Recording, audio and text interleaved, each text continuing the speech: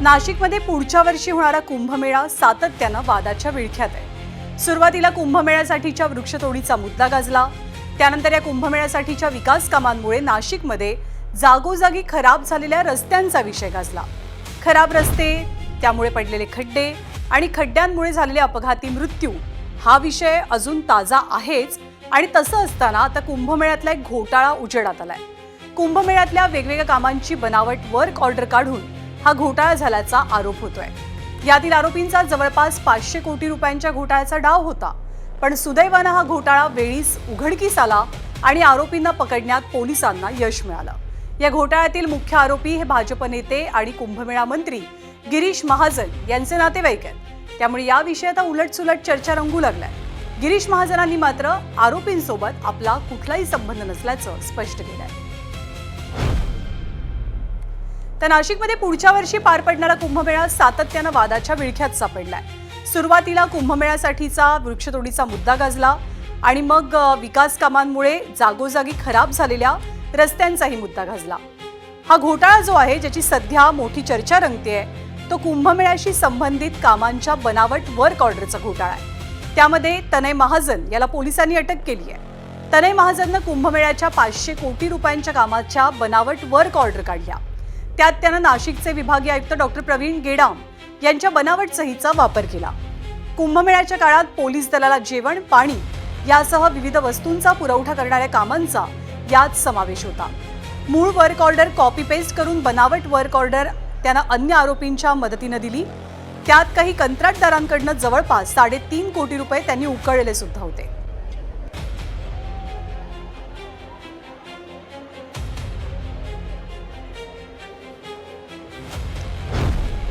आणि हा घोटाळा उजेडात आणला तो स्वतः कुंभमेळा मंत्री गिरीश महाजन यांनीच। 2 दिवसांपूर्वी त्यांनी जळगावमध्ये एक पत्रकार परिषद घेतली आणि बनावट वर्क ऑर्डर काढल्याचा धक्कादायक खुलासा केला। त्यानंतर नाशिक पोलिसांनी जळगाव आणि जामनेर परिसरातनं तनय महाजन आणि नरेंद्र महाजन या दोघांना अटक केली। आता यातला महत्त्वाचा भाग असा आहे की मुख्य आरोपी तनय महाजन हा गिरीश महाजन यांचा चुलत भाऊ आहे, पण तोच या घोटाळ्यामध्ये असल्यानं आता गिरीश महाजन विरोधकांच्या टार्गेटवरती आले।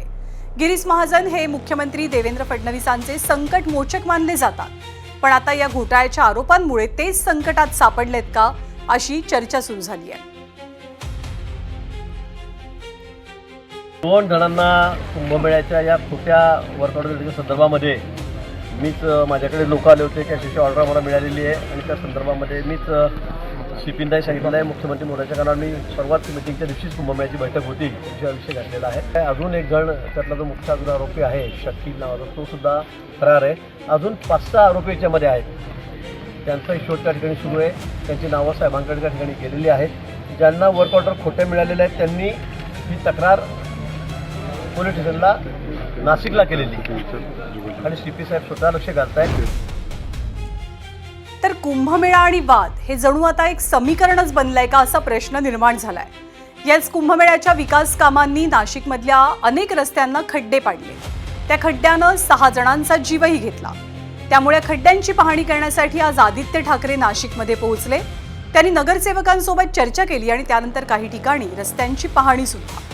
या पाहणी दौऱ्यावरती आदित्य ठाकरे यांनी दिलेली प्रतिक्रिया पाहूया। हे रस्ते आम्हाला वाटायचे नाशिकमध्ये चांगले आहेत, जे डांबरी रस्ते होते, 2 लेन असतील पण चांगले रस्ते होते, तेही खराब झालेले आहेत। आज अंबड MIDC असेल किंवा इतर सगळे जे काही लिंक रोड वगैरे आम्ही आलो, आज परिस्थिती हीच आहे।